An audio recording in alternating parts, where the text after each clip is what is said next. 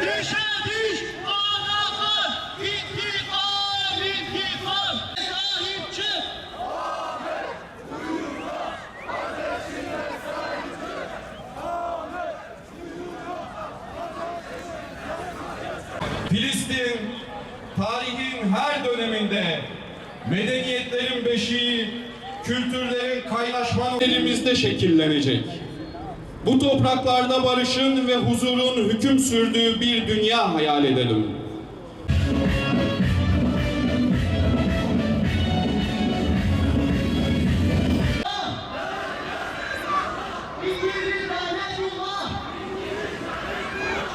Gitmedikçe iner mi hiç? Göğe savrulan yumruklar, Yumrukları görelim. Her şeyden evvel şunu iyi bilmek lazım ki Rabbi Zülcelal yüce kitabımız Kur'an-ı Kerim'de onlarca ayette kafirlere karşı müminlere yardım edeceğini, Allah'ın müminlerle beraber olduğunu bize ilan ediyor. Bizim yolumuzda mücadele edip cihat edenleri elbette biz sahil-i selamete çıkaracağız diye ferman buyurmuştur. Hazreti Yunus aleyhisselamı balığın karnından, yani hem denizin karanlığından hem balığın karanlığından hem güneşin karanlığından kurtardıktan sonra ve kezalike nuncil müminin buyuruyor. Yani biz müminleri de aynen böyle kurtarırız. İman edenler Allah yolunda savaşırlar. Küfredenler ise tağutun yolunda savaşırlar. Bu dünya bir savaş meydanıdır. Bir mücadele meydanıdır. Bu mücadeleyi her zaman kazananlar, dünya ve ahiret zaferine ulaşanlar hep iman edenler olmuştur. Hep kendini Rabbe adayanlar, kendini Allah'a adayanlar, tevhide adayanlar olmuştur.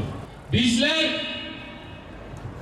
dünya hayatında verilen bu mücadeledeki zafer anlayışımız Kur'an ve sünnetin bakış açısıyladır. Bizler zaferi, savaşı kazanma, fetihleri çoğaltma olarak ya da dünyalığı artırma olarak görmüyoruz. Bizler zaferi, en büyük kurtuluşu şu ayet-i kerimenin belirttiği çerçevede görüyoruz. وَمَنْ زُحْزِحَ عَنِ النَّارِ وَاُدْخِلَ الْجَنَّةَ فَقَدْ فَازَ. Her kim cehennemden kurtulup cennete girmeye hak kazanmışsa işte gerçek kurtuluş, gerçek özgürlük budur.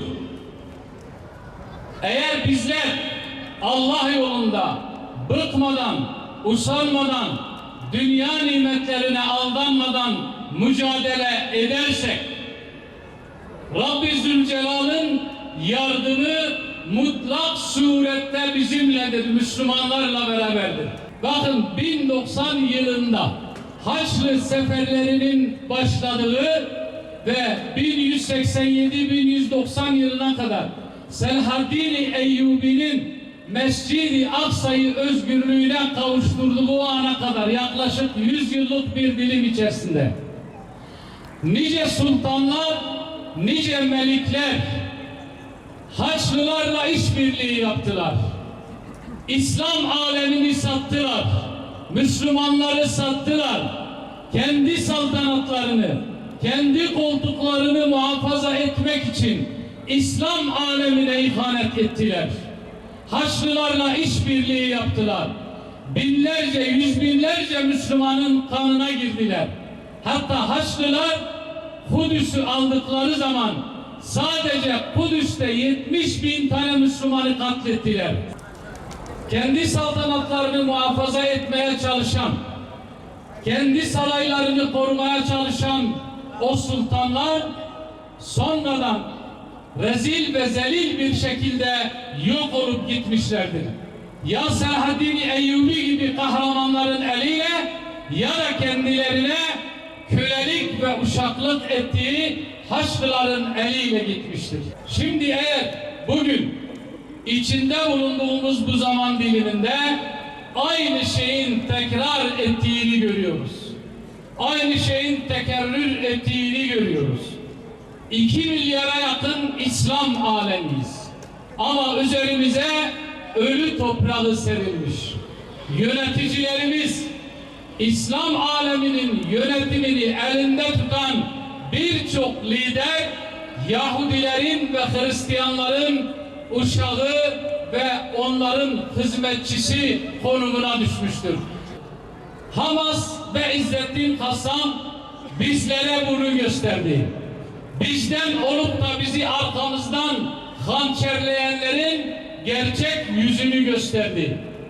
Onların gerçek kimliğini, gerçek kişiliklerini bize gösterdi. Bir avuç kahraman, bir avuç yiğit dünyaya insanlık dersi veriyor. Dünyaya cihat dersi veriyor.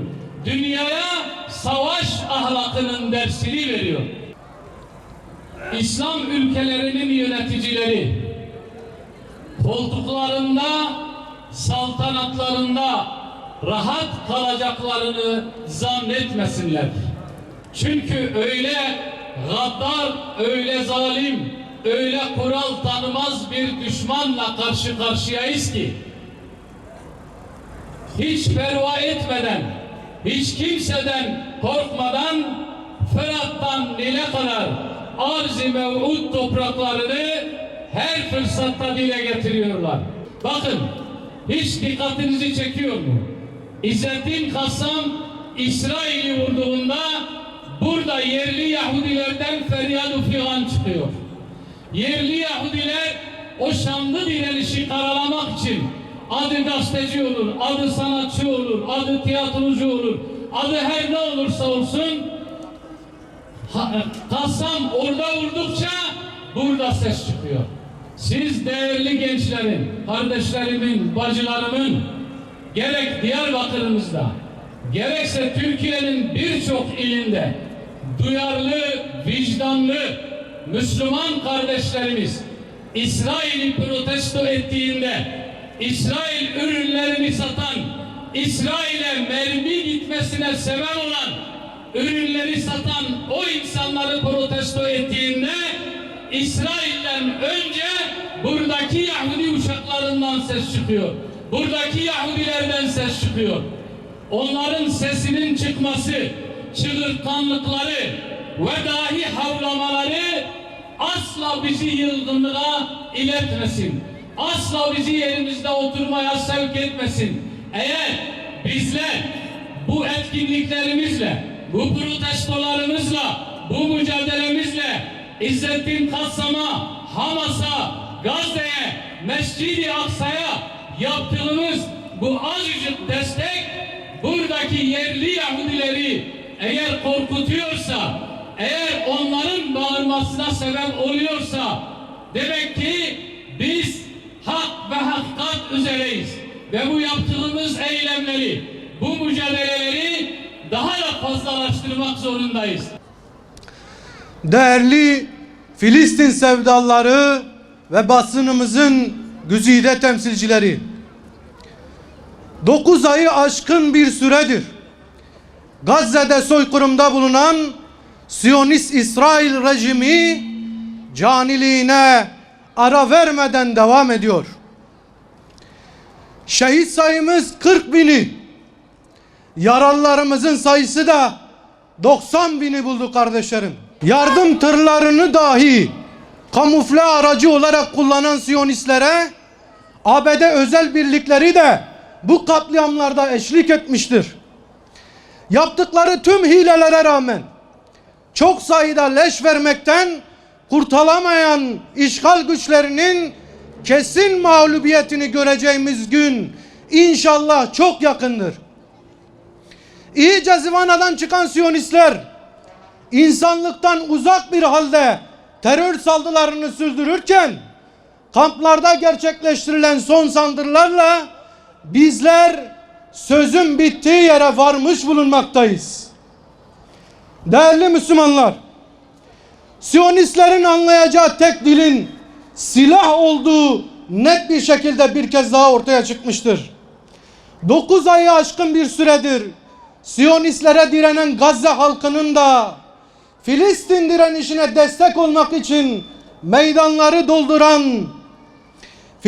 direnişine destek olmak için meydanları dolduran, vicdan sahiplerinin de tek isteği Siyonistlere karşı anladığı dilden yanıt verilmesidir.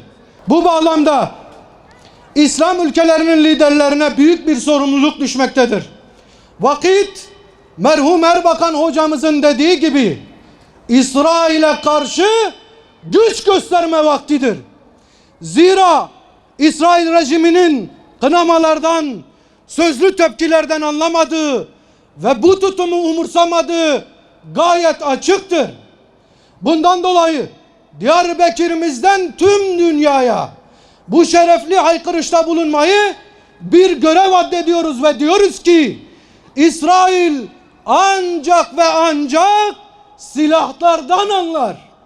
7 Ekim Aksa Tufanı operasyonunun üzerinden geçen kısa bir sürenin ardından konuşma yapan İsrail rejimi Başbakanı Netanyahu'nun İslam ülkelerinin liderlerine söylüyorum. Eğer iktidarlarınızı korumak istiyorsanız yapabileceğiniz tek bir şey var. O da sesinizi kesmek.